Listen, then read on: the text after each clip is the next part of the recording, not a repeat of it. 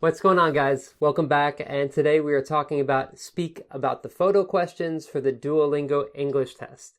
They look something like this, but today they're going to look like this, so they're going to be a bigger picture to talk about, and by the end you will be able to give a long response that, if you wrote it out, might look something like this. I'm going to talk about this a lot more in this lecture, and we're going to learn 7 secret, kind of secret, not really a secret, tips to help you get a higher score for this question type. So, my name is Josh McPherson, the head instructor of TST Prep, and we have a lot to talk about today, but really quickly want to talk about the sponsor, TST Prep. You can register for a free account at tstprep.com, and there are over 500 free Duolingo English practice tests. And if you decide to purchase anything, use promo code TSTPrep-Josh for 10% off anything that you order there. And what's great about TST Prep is that you kind of have everything in one place. All the practice, all the teachers, all the courses, video lectures, everything's there, so you don't have to keep searching online for information. So check out tstprep.com. Use my promo code if you decide to get anything. All right, but today we're talking about speak about the photo question. So I'm excited about this. Lots to talk about. I feel like I have to kind of stretch a little bit because I'm in this chair the whole time, but there's a lot to talk about, and let's get right into it. So, speak about the photo questions. This is the grading criteria. This is basically what Duolingo uses to grade your speaking. I'm going to talk about this a lot more in this lecture, so I'm not going to talk about it too much right now. I'm going to talk about it more soon. Couple of quick things that you should note. You have 20 seconds to prepare. Once you see the picture, it'll look something like this, and it'll tell you have 20 seconds to prepare, and then you have to speak for at least 30 seconds. Each test will have just one of this question type, and it will come towards the end of the test. So something to keep in mind. You have to speak between 30 to 90 seconds. You want to try to speak for longer. I'm going to talk about that as we go. Speak in a loud, clear, and confident voice. Try not to whisper and be really quiet, but try to speak loudly, comfortably, confidently. And you only have one chance to submit your response, so you can't do it twice. Only one shot. And it's the same as write about the photo. So there's another question type called write about the photo, but this one is going to be longer because for write about the photo, you have 1 minute to write, but you can only really write a couple sentences. Speaking is a bit faster, so you're going to have to give a longer response for speak about the photo questions. All right. Now, these questions are connected to your production and conversation score. This is a kind of breakdown of each question type and which score they're connected to. Just focus on number 8, speak about the photo. It's connected to your conversation and production score. So if you took the test before and either your conversation or production score was a little low, you probably have to work on this question and try to improve your score. All right, here we go. My 7 not so secret tips for a high score. I say not so secret because I think you're going to know a couple of these things already, and you might have heard some other teachers say something similar as well. But I think that you're going to hear at least one thing, but probably more than one thing, that's really going to help you get over a 120 in your production score and conversation score. So what are these secret tips? Well, the first one is to follow a structure. Now, this is a little tricky because speak about the photo questions have a different type of structure than you might be used to. And the reason we want to have a structure is because it's going to help you answer the question that was asked. This is the grading criteria, task relevance, if you're speaking about what you're supposed to be speaking about. So that's how it's going to help. So this structure will help you start your response, organize your thoughts, and finish strong. So instead of seeing a picture, like imagine you see me, and this is the picture. I'm like this. How are you going to describe that picture? You'd say, there's a guy there, he's got a bunch of books behind him, he's wearing a dark blue shirt.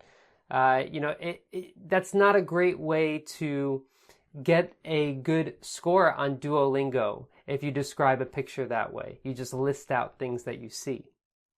you're going to have to give a structure. So we're going to talk about how to explain a picture like this, or one that you'll see on test day, in a way that'll help you get a high score. So you don't want to just give a boring list of things like here.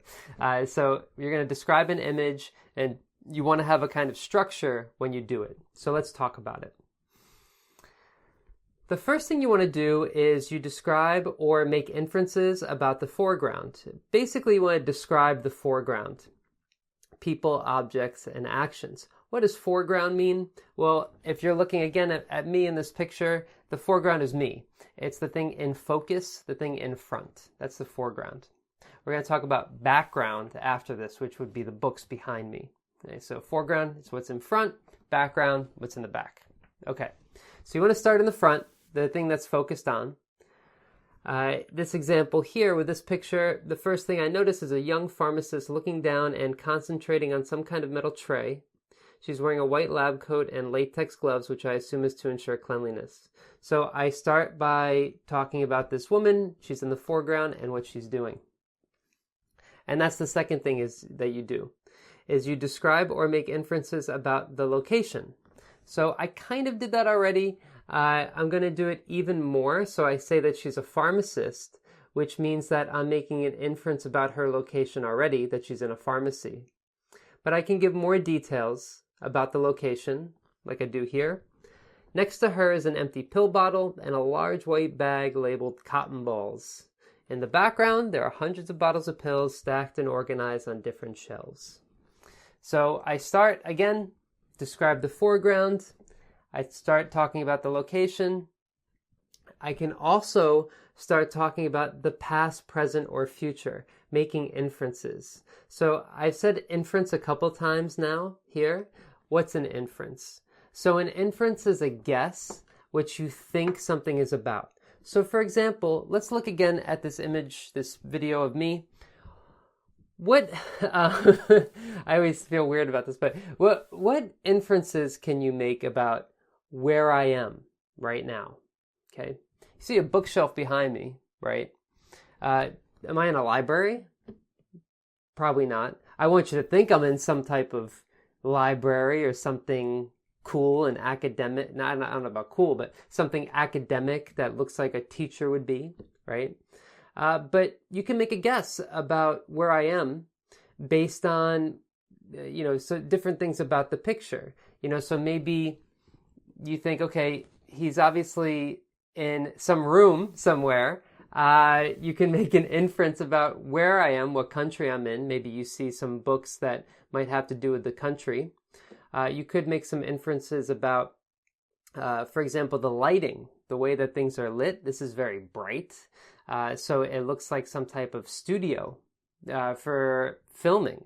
That's a different type of environment. So that's an inference you can make about this location. So that's what an inference is that you're making guesses about the picture. For your situation, the picture. You're making guesses about what's going on, what the person is doing, where they're located, and you talk about why. Because of the lighting, I think he's in a studio. Because of the books, I think he's in a library somewhere or in a office. Okay, so those are inferences. You want to do the same for speak about the photo. You make inferences. Now you can do it about the past or present or future as well. So it doesn't just have to be what's happening right now or the location. Let me show you this example here. I'm going to read the part highlighted in red. This must be a pharmacy. I'm just guessing. Inference. And she is one of the pharmacists in charge of filling orders. It looks like she is filling someone's prescription, preparing the pills and getting ready to move them to the bottle. Okay, so I'm making a guess about what she's doing, an inference. She must have gone to school for a long time to earn a degree where she could work at a job with so much responsibility. Now I'm making an inference about the past. Okay, so that's another thing I'm doing, making an inference about the past. This must be a stressful job. Inference, since a single mistake could cost someone their life. Now I'm going to make an inference, I guess, about the future. After work, she'll probably go home, take a long bath, and relax in front of the television. So even though I'm making guesses about the past or future of this picture, I'm still describing the image because I'm using the image as evidence of my guess. Oh, she's working at a pharmacy. She must have gone to school for a long time in the past. So this is one way to get a higher score. Now, how does this help you get a higher score? Well, because you are speaking longer, for one thing, you extend your answer, and also you have to use different types of grammar. And I'm going to talk about this more, but when I say she must have gone to school, I think she will go home and relax. Here I have to make an inference. I'm using modals like must. I'm talking about the future, so I have to change the grammar, the verb tense. So these are ways to show that you can get a higher score. So following this type of structure. All right, hope that's clear. Let me keep going. And then I make an inference about her future, right? Okay. And then you can also, if you have time, describe additional details. So if after you talk about the foreground, talk about the location, talk about the background, whatever you want to talk about, and then make inferences about the past, present, or future, if you still have time, just start describing more things that you see. For example, here, I can also see a dark red cabinet to the right of the image, which must be where they keep their ingredients. Okay, so that's just one example. But any other additional details that you see here that you think you can talk about, just go ahead and do it if you have time at the end. So that's the structure. It's not like an introduction, body, conclusion, like a typical essay, right? This is a bit different. This is not a formal speaking response. You're just describing an image. So don't worry too much about following a strict template. So you don't have to worry about a crazy template for these. But that's how you do it. Now, that's just tip number 1. Okay, so I got 6 more to go. The second one, and not all of them will be that long. That's probably the longest one. Speak for at least 60 seconds. This is really simple, that you should try to speak for as long as possible. If you speak only for 30 seconds, you probably won't score above a 120 on production and conversation. You have to speak for a while, and the reason you have to do that, again, is because it's part of your grade. Part of your grade is the variety of words you use. The less you speak, the fewer words you have. So if you don't speak that much, then you can't show a wide range of vocabulary. So make sure you do that. And then here, if I read this out loud, it'd probably be around 50 seconds, I'm guessing, something like that. So this would even still be a little short. Reading this goes faster than if you're speaking, because when you speak, you have pauses, you have to think. So reading will go a little bit faster, but it would probably take me about 60 seconds to do a response about this length. Okay. If you speak for just this long, this is 30 seconds, and you see how many words are missing. Okay, so to go back to the idea, variety of word choice, you speak for 60 seconds, you have this many words. You speak for 30 seconds, you have this many words. Now imagine you speak for 90 seconds, you'll have a lot of words. So you want to try to speak up to 90 seconds. That would be the best. That would be ideal. The third way to score high is to imagine a blind person who cannot see. Now, why should you do this? Because if you're explaining this picture to a blind person, you will give a lot of details. And details help your variety of word choice. So if I say for this picture, this is a picture of a woman. She's holding something in her hands. There are many things in the back. She's probably at work. A person who cannot see this image does not have a clear idea of what it is. There's a picture of a woman. Okay, what kind of woman? What is she wearing? Is she older or younger? What's her background? You could, if I can't see the picture, all these questions are coming up in my mind. Answer these questions for the person who can't see. She's holding something in her hands. Don't say something. Tell me what she's holding. I think I said in my response, some kind of metal tray. Even if you don't know what it is, try to describe it in some way. There are many things in the back. So you want to avoid the word thing in general. The word thing does not give a good picture. I don't know what it is. Be specific. Okay? And she's probably at work. Well, what kind of work? So Imagine a blind person. It will help give you ideas for giving more details. It's a good kind of mindset to have. And it'll help you use lots of descriptive adjectives and details. So let me show you some examples of this. And again, this goes to the grading criteria. Part of your grade is the level of vocabulary you use. So the variety of vocabulary and the level of vocabulary. So let's see how it'll work. There's a woman looking down at something. Boo-boo. A woman, not very specific. Something, not very specific. Let's make it more specific, give more details. The first thing I notice is a young pharmacist. Looking down, and I could have said young female pharmacist, but I said young pharmacist, looking down and concentrating on some kind of metal tray. So not just something, I don't know what this is, but I can describe it, some kind of metal tray. I can see some lady walking, okay, not so good. I can see a young woman, okay, with a blue dress and light pink backpack, pushing a shopping cart in a grocery store. So I don't say store, I say grocery store. I don't say cart, I say shopping cart. I don't say just woman, at least I say young woman, okay? I could have said as well, I could see a female shopper. You know, I could have given more specifics like that, but I think this is pretty good. So tips 3, 4, and 5 are pretty similar. Be specific to show a wide vocabulary. So you want to be specific. And again, this is connected to your level and variety of words. Now, what's the difference between describing a lot and being specific? Well, when you're specific, you are not general. General is saying like woman. You know, it doesn't give a good picture in the mind. Something is too general. You need to be specific. It's not a woman, it's a pharmacist. Okay? You could say, I mean, even just saying young woman would be better than just woman. You have to say something specific. Instead of saying something, I say metal tray. Okay, so not something, but metal tray, right? Be specific. It'll help give more vocabulary. I don't just say she's walking, I say she's pushing a shopping cart. And I say she's in a grocery store.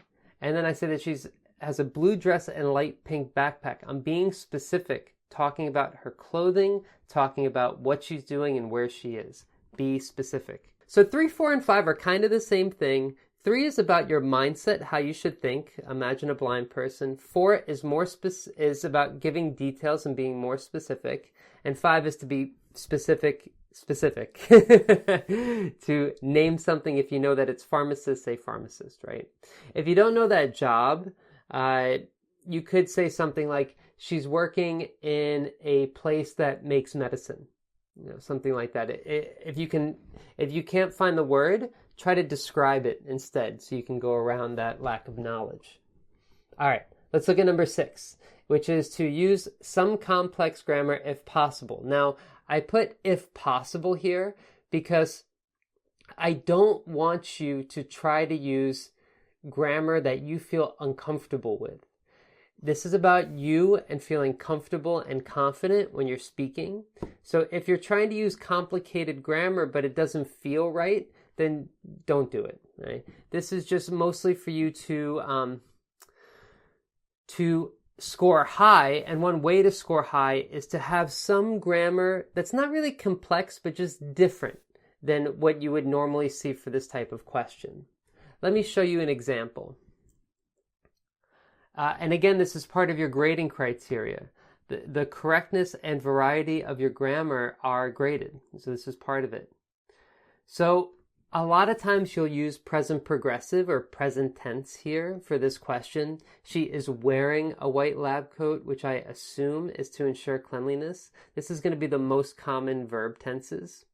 But when you make inferences about the past, like she must have gone to school, you'll use a different verb tense, and that will help you show more complexity. So that's why I recommend inferences, because they do help you show some different types of grammar. If you don't do that, it'll always be in the present tense or present progressive tense. Since she's looking so intently at the pineapples, I believe she will buy one. So this isn't about tenses. This is about having more than one clause in a sentence, having longer sentences. You begin a sentence with since. You'll have a comma in there somewhere. And then we have a conditional sentence. If I were her, I would definitely pick up one of those pineapples. I like pineapple. So, so if I were her, I would definitely pick out one of those pineapples. And again, you might be thinking, well, I'm not really describing the image, but you kind of are. You're describing the image and saying what you would do if you were that person. Okay, so 90 seconds is a long time to speak. You can't just list out things. You'll have to do more. And adding a conditional sentence, adding some inferences will help extend your answer and show some complex grammar. All right. Let's see, what else we got? Oh, okay, last one. Speak loudly, clearly, comfortably. Very simple, and it's a lot easier for me to say than to do. I can speak pretty loudly, clearly, and comfortably here. Now, this is recorded. I can edit this, I can change it, I can do it again if I need to. I have this all prepared already before I speak to you guys. But, on the test, it's much more spontaneous. It's much more, you get nervous, things happen, and it makes you lose confidence. And when you lose confidence, you won't speak as loud or as clear. So you want to make sure that you try to do that. And so how do you know if you're doing that or not? Well, I have some ways to know if you're doing that or not. And also just remember that this is part of the grading criteria. Your pronunciation of pace and speech. How much you can say in a limited amount of time. This is all part of your grade. So, this is what you should do. The first thing is when you record your voice. So that's a big thing. Record your voice. And make sure you do these 4 things. You have less than 5 vocal fillers. You try to say at least 150 words. Use voice typing technology and talk to a teacher if you can. Let me explain each one of these really quickly.